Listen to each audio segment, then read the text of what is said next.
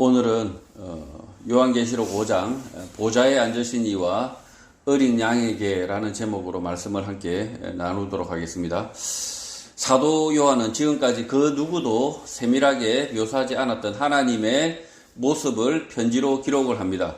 보좌에 앉으신 분, 하나님은 벽옥과 홍보석 같았다고 설명하고 있고 그 보좌 주위에 녹보석 같은 무지개가 있었다고 합니다. 이렇게 보좌에 앉으신 분, 하나님의 형상을 직접 설명하는 이유는 복음을 받아든 성도들에게 종말, 재림, 하나님의 나라, 천국, 영생, 구원에 대한 확신을 주기 위함입니다. 고린도전서 15장에서 사도 바울은 이 문제에 대하여 심각하게 말을 합니다. 고린도전서 15장 19절입니다. 만일 그리스도 안에서 우리가 바라는 것이 다만 이 세상의 삶뿐이면 모든 사람 가운데 우리가 더욱 불쌍한 자이리라.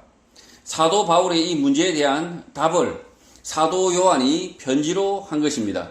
하나님은 살아계시고 보좌에 앉으셔서 이 땅에 오고 갈 모든 성도들의 영생과 구원을 주시는 분이시라는 것입니다. 하나님이 보좌에 앉아 계시고 그 보좌가 굳건할 때에 우리의 영생과 구원도 함께 성취된다라고 지금 성도들에게 말씀하고 있는 것입니다. 1절 내가 보매 보좌에 앉으신 이의 오른손에 두루마리가 있으니 안팎으로 썼고 7인으로 봉하였다고 합니다. 하나님의 오른쪽에 두루마리 말씀이 있었는데 그것을 7인으로 봉하였다, 보지 못하게 하였다고 합니다. 이 두루마리가 무엇인지에 대하여 요한계시록을 보는 관점 해석이 4가지 정도로 나뉘게 됩니다. 첫 번째, 과거주의적 해석, 두 번째, 역사주의적 해석, 세 번째, 미래주의적 해석, 네 번째, 관념적 해석입니다. 과거주의 해석은 1세기 당시 100년의 기간 동안 일어난 일들과 대입을 하게 됩니다. 이 요한계시록이 100년간의 기록이라는 거죠. 실제 요한계시록의 수신자들의 상황과 이해를 생각하면 합치되는 부분들이 상당히 많이 있습니다. 그러나 완전히 합치된다고 볼 수 없는 부분들도 있어서 전적으로 과거주의 관점으로만 볼 수 없는 것입니다. 이 과거주의 해석은 이 100년의 기록을 요한계시록과 이렇게 대조해 보는 거죠.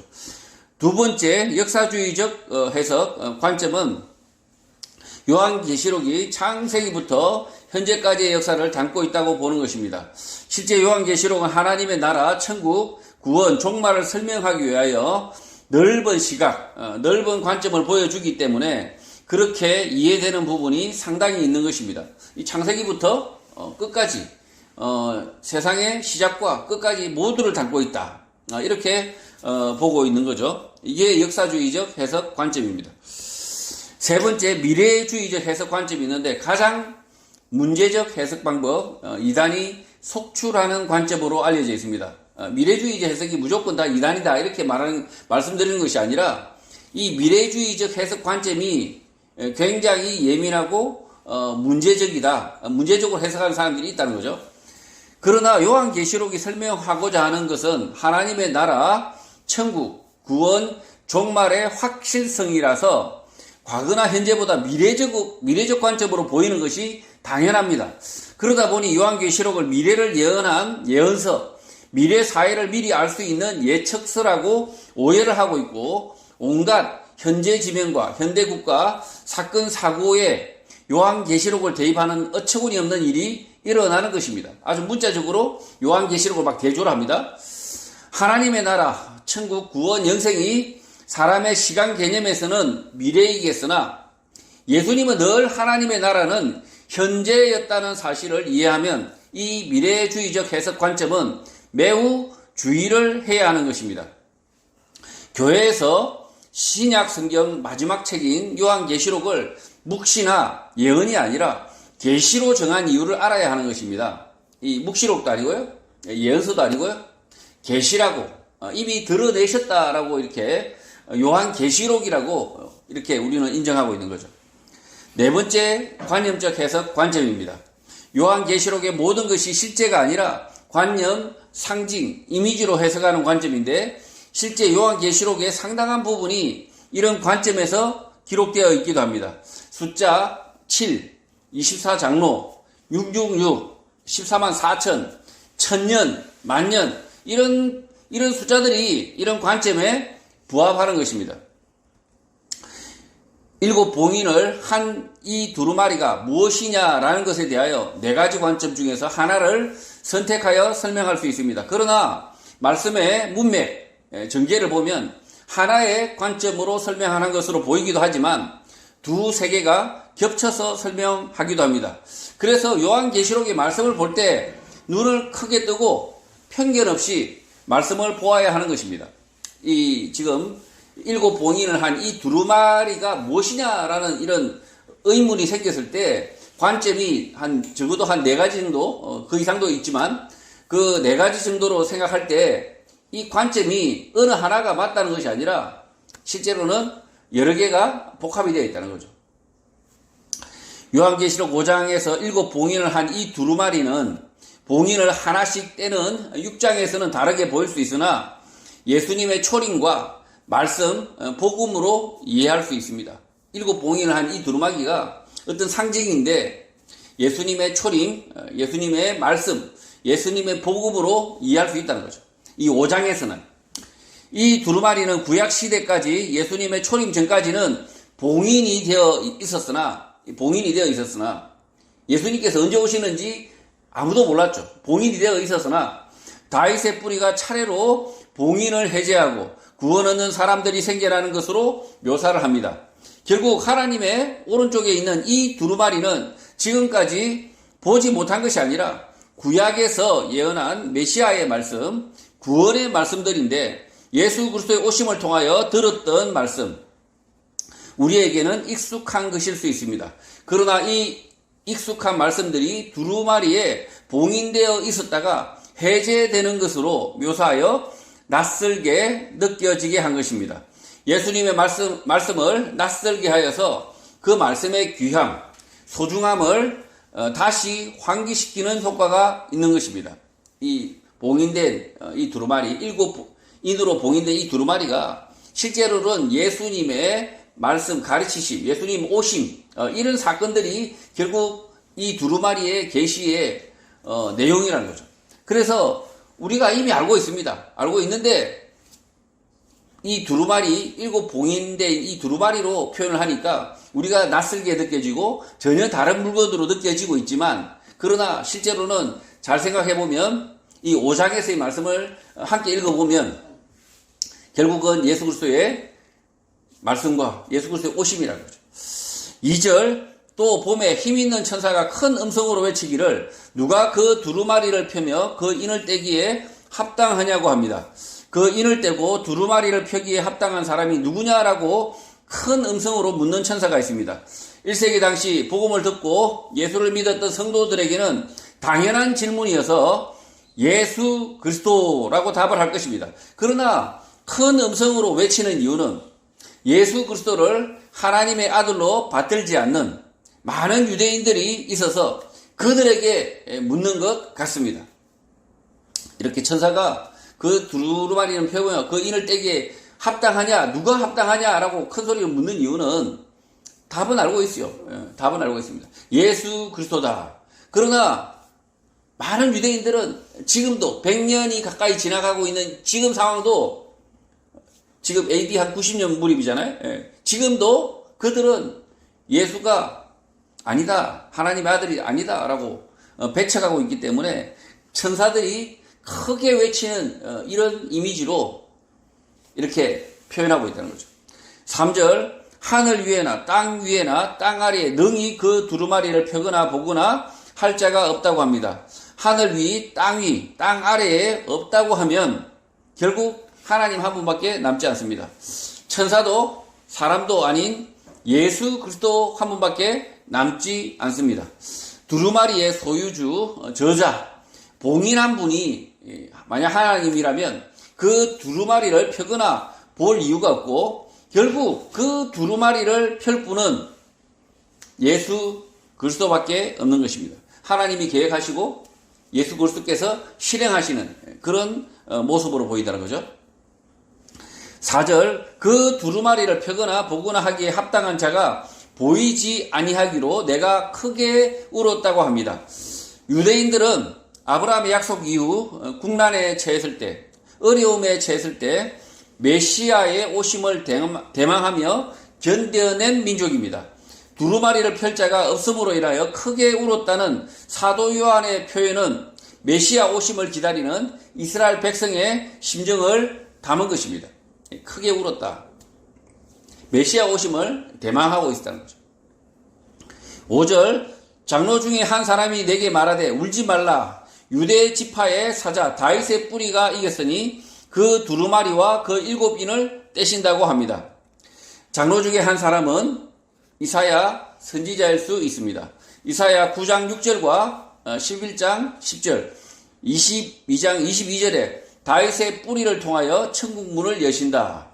구원의 방편을 주신다는 예언이 있기 때문입니다.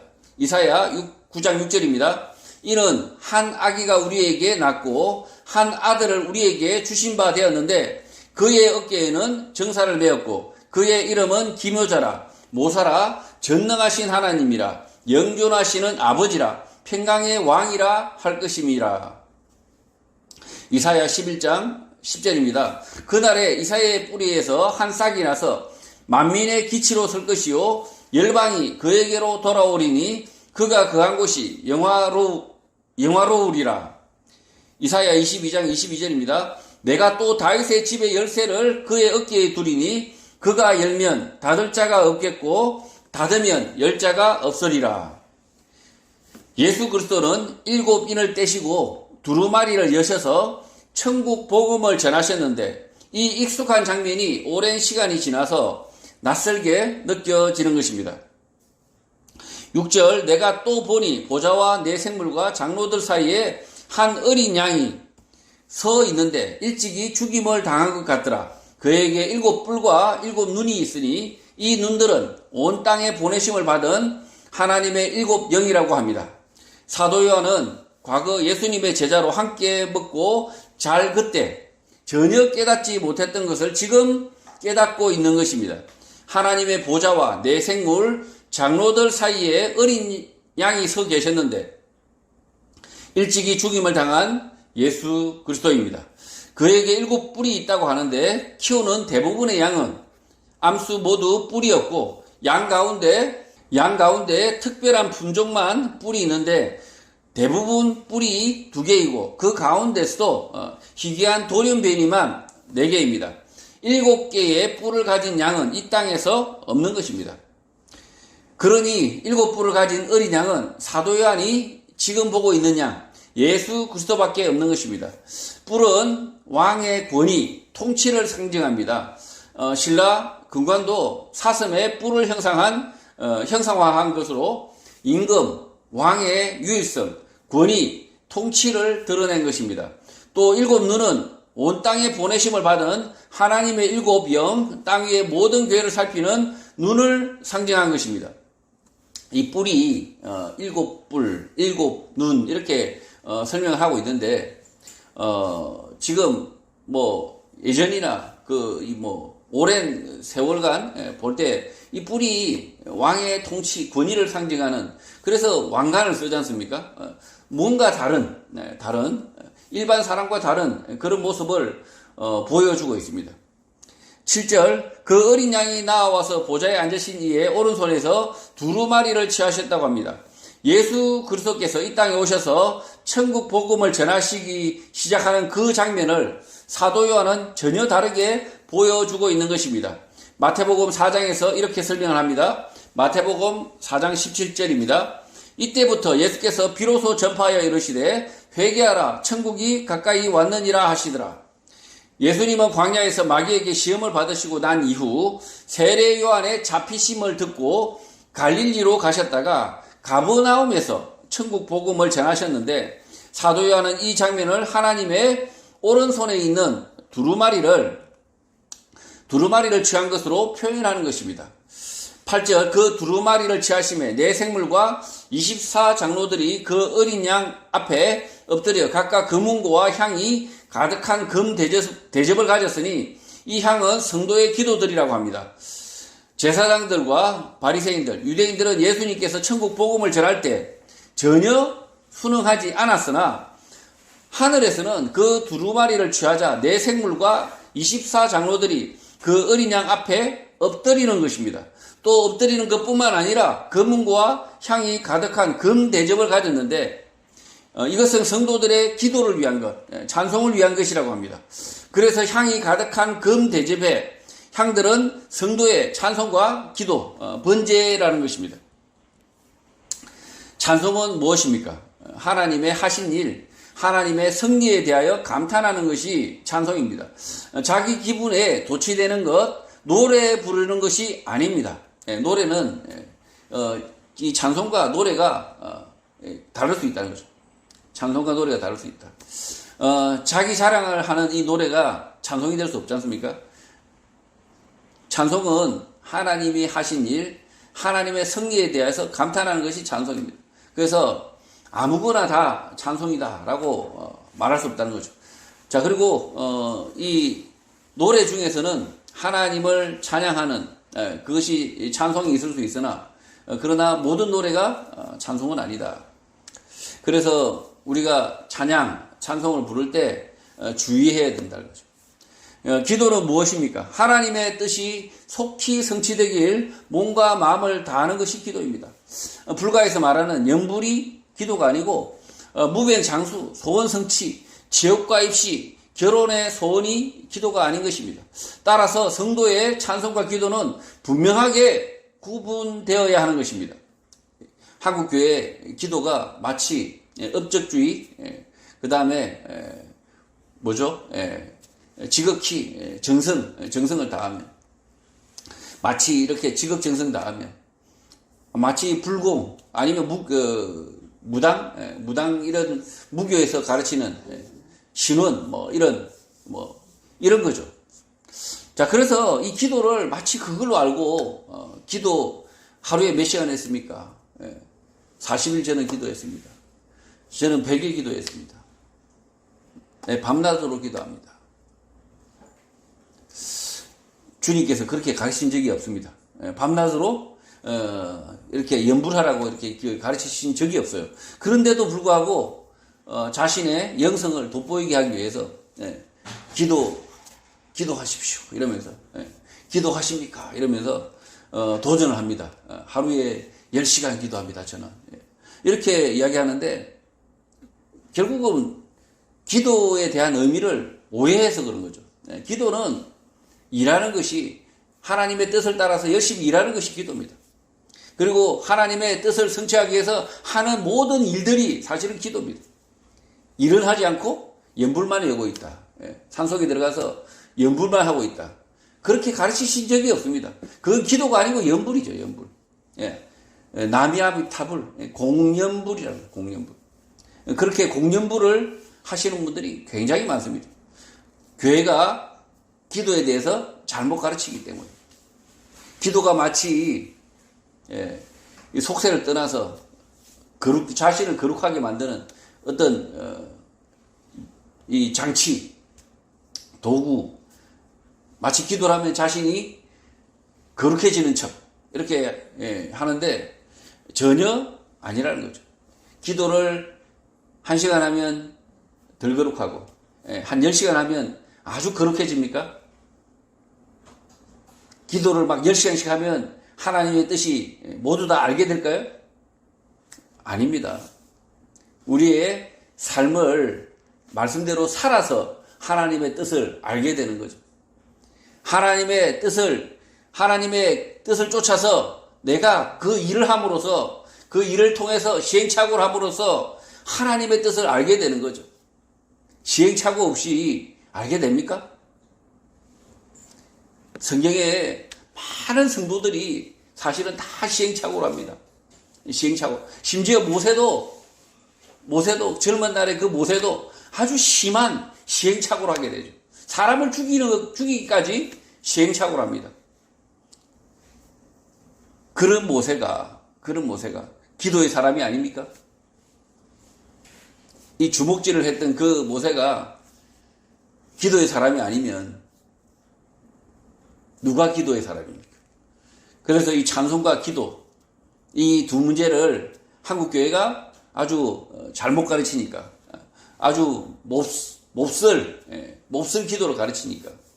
그러니까 가만히 앉아서, 교회당에 앉아서 중얼중얼 하면서 아무것도 하지 않는 것이 기도라고 생각하니까, 행동하지 않으니까, 말하지 않으니까, 교회가 아니고 그냥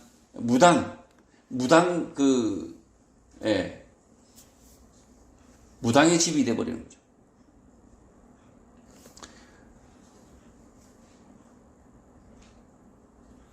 찬송과 기도가 교회에 가득해야 됩니다.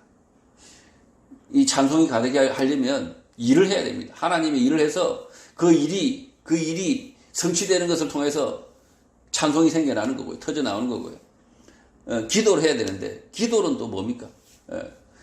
하나님의 뜻을 성취하는 그 일을 하는 것이 기도입니다. 그러니 찬송과 기도가 넘치는 교회는 어떤 교회입니까? 모여서 함께 중얼중얼 하는 교회가 찬송과 기도가 넘치는 교회입니까? 전혀 그렇지 않다는 거죠. 9절, 그들이 새 노래를 불러 이르되 두루마리를 가지시고 그 인봉을 떼기에 합당하시도다. 일찍이 죽임을 당하사 각 족속과 방언과 백성과 나라 가운데서 사람들을 피로 사서 하나님께 드리셨다고 합니다. 그들은 예수님의 말씀과 행적을 따라 새 노래를 부릅니다. 예수 그리스도는 두루마리를 가지시고 그 인봉을 떼시기에 합당하다. 이 땅에 오셔서 하나님의 말씀을 가르치셨다는 것입니다. 또 일찍이 십자가에서 죽임을 당하시고 부활하셔서 각 족속과 여러 언어들, 방언들, 백성과 나라 가운데서 복음이 전파되었는데 예수의 피로 죄인들을 구원하여 하나님께 드려졌다는 것입니다. 개역개정 성경에서 방언이라고 번역을 하고 있지만 오순절 교회에서 방언받아라 하는 그 방언과는 매우 거리가 멀고 여러 나라의 언어들 가운데에서 복음이 전해졌다는 뜻입니다. 여기 보면 각 족속과 방언과 백성과 나라 가운데서 사람들을 피로 사서 하나님께 드리셨다. 여기서 방언하면 오순절 교회에서 말하는 그 방언, 그 오순절 교회에서 말하는 그 방언은 많이 지금 오늘 한국 교회에 보면 그 방언은 실제로는 많이 떨어져 있죠. 이 오순절 교회에 특별하게 주신 이 사도들과 그 성도들에게 주신 그 방언은 예수 그리스도의 복음을 처음 전하기 위한, 처음 전하시기 위한 하나님의 계획이었죠. 근데 그것을 따라하겠다고. 우리가 지금 이 복음을 처음 전합니까? 우리는 그 처음 전해졌던 그 복음을 듣고 믿은 자입니다. 그래서 우리가 처음이 되고자 하면 안 되는 거죠. 우리는 하나님의 계획에 없다는 거죠. 우리는 하나님의 계획에 그 믿음의 선배들이 전해준 복음을 듣고 믿는 것으로 계획된 사람들이라고 하죠. 그러니 오순절 교회에서 방언받아라 하는 그게 정말 엉뚱하고 생뚱맞은 일인 거죠.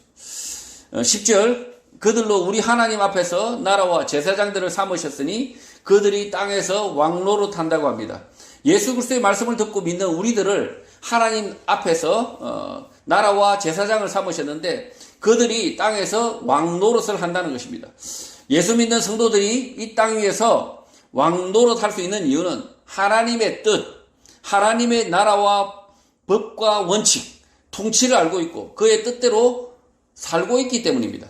이 땅에서 왕노릇은 돈과 권력을 취하는 것을 말하는 것이 아닙니다.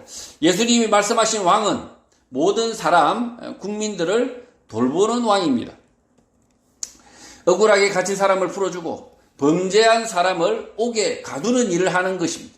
이게 왕노릇이라는 거죠. 제가 20대 대통령 후보로 출마를 해드렸습니다. 만약에 당선되었다면 대통령 왕 노릇을, 왕 역할을 제대로 할 수 있었을까요? 하나님 말씀을 충실하게 이해하고 그 말씀대로 산다면 충분히 할 수 있습니다. 하나님의 말씀대로 살려고 모인 모든 성도들도 대통령 왕의 자격이 있다는 것입니다. 하나님 나라의 법과 원칙을 알은다면 하나님의 대리인으로 이 땅에서 왕으로 섬길 수 있다는 것입니다. 그러나 대통령의 자리에 올라간 장로들은 그 역할을 제대로 다하지 못했습니다. 왜 그랬겠습니까? 장로라는 이름은 있지만 예수 그리스도의 말씀, 봉인 해제된 두루마리 말씀을 들은 적도 없고 그의 말씀을 따라 살지 않았기 때문입니다. 무자격이었기 때문입니다. 이 하나님의 말씀을 따르는 그 어떤 성도도 이 땅에서 왕으로서, 이 땅에서 대통령으로서, 제사장으로서 자격이 있다라고 지금 이야기하고 있는데 그런 성도들이 있죠. 있는데 굳이 성도의 이름만 가지고 있으나 전혀 하나님의 말씀을 따르지 않는 그런 사람이 우리 사회의 대통령으로 자리해서 예수 복음이 오히려 욕망 먹은 거죠. 욕망. 11절 내가 또 보고 들음에 보좌와 생물들과 장로들을 둘러싼 많은 천사의 음성이 있으니 그 수가 만만이요 천천이라고 합니다. 요한계시록에서 천이라는 숫자가 의미하는 것은 헤아릴 수 없이 많다는 뜻이고 만명이다, 천명이다라는 제한, 확정이 아닙니다. 마찬가지 다른 구체적인 숫자들도 제한이나 확정이 아니라 충분히 많다는 뜻입니다. 하나님의 보좌와 어린 양 주위에 천사들이 셀 수 없이 많다고 말하는 것입니다. 12절 큰 음성으로 이르되 죽임을 당하신 어린 양은 능력과 부와 지혜와 힘과 존귀와 영광과 찬송을 받으시기에 합당하다고 합니다. 하나님의 보좌를 둘러싼 수많은 천사들이 큰 음성으로 예수 그리스도를 찬송합니다. 죽임을 당하신 어린 양은 능력과 부와 지혜와 힘과 존귀와 영광과 찬송을 받으시기에 합당하다, 당연하다라는 찬송입니다. 예수 그리스도의 삶과 말씀, 가르치심은 능력, 부, 지혜, 힘이고 이 예수 그리스도의 말씀이 능력과 부와 지혜와 힘이다. 그리고 존귀와 영광과 찬송을 받으시기에 합당하다. 예수 그리스도의 그 일하심이 존귀와 영광과 찬송을 받으시기에 합당하다라고 지금 말하고 있는 것입니다. 왜 능력과 부와 지혜와 힘이겠습니까? 예수 그리스도의 말씀을 들어서 우리가 알고 있는 거죠. 예수 그리스도의 그의 말씀이 능력이고 그의 말씀이 우리에게 부요함이고 그의 말씀이 지혜이고 우리에게 힘이다라고 이렇게 찬송하고 있다는 거죠. 13절 내가 또 들으니 하늘 위에와 땅 위에와 땅 아래와 바다 위에와 또 그 가운데 모든 피조물이 이르되 보좌에 앉으신 이와 어린 양에게 찬송과 존귀와 영광과 권능을 세세토록 돌린다고 합니다. 모든 피조물이 보좌에 앉으신 이와 어린 양 하나님과 예수 그리스도에게 찬송과 존귀와 영광과 권능을 세세토록 돌린다는 것입니다. 14절 내 생물이 이르되 아멘하고 장로들은 엎드려 경배했다고 합니다. 내 생물 짐승들은 이 땅의 권력자들 왕과 황제들을 상징할 수 있고 장로들은 믿는 성도들의 대표들로 볼 수 있는데 모든 피조물과 함께 하나님과 예수 그리스도의 앞에 경배를 하고 있는 것입니다. 성도 여러분, 보좌에 앉으신 분 하나님과 죽임을 당하신 어린 양 예수 그리스도께 모든 피조물과 내 생물과 장로들이 찬송과 존귀와 영광과 권능을 세세토록 돌리는데 그 가운데 우리도 있기를 소원해야 합니다. 하나님의 나라와 그의 의를 이 땅에서 구하다가 영원한 하나님 나라에 들어가는 믿음의 성도가 되시기를 주님의 이름으로 축복합니다.